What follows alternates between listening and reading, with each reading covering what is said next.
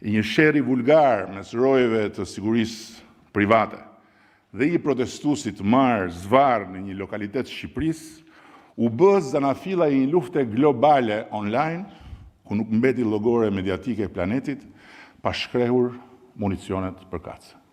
Bota nuk u zgjua prej fatit nartës, po prej emrit të Jared Kushnerit, dhe sigurisht prej hijes së vjerrit tij, të cilin e urren për vdekje krejt armata globale online që kujtoi se gjeti në bulevardin e Tiranës Waterloon e Donald Trumpit. Miliona njerëz që nuk din as ku ndodhet Zvërneci, dinin saktësisht se çfarë duhet mendonin për Zvërnecin.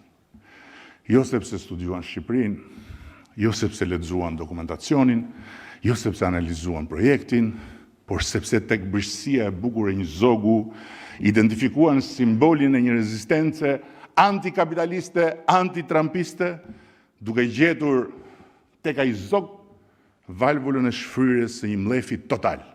Një projekt zhvillimi në Shqipëri u bë brenda pak ditësh pjesë e një lufte ideologjike që nuk ka lindur në Shqipëri dhe që në fakt nuk ka fare për objekt Shqipërinë.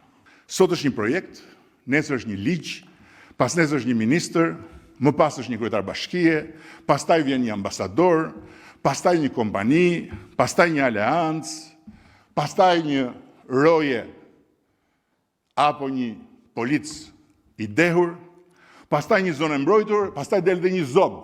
Nuk ka fare rëndësi objekti. Rëndësi ka që motorit mos fiket dhe zhurma e tij mos pushojë. Sepse në çastin kur kundërshtimi pushon, identiteti s'ka më lëndë djegëse.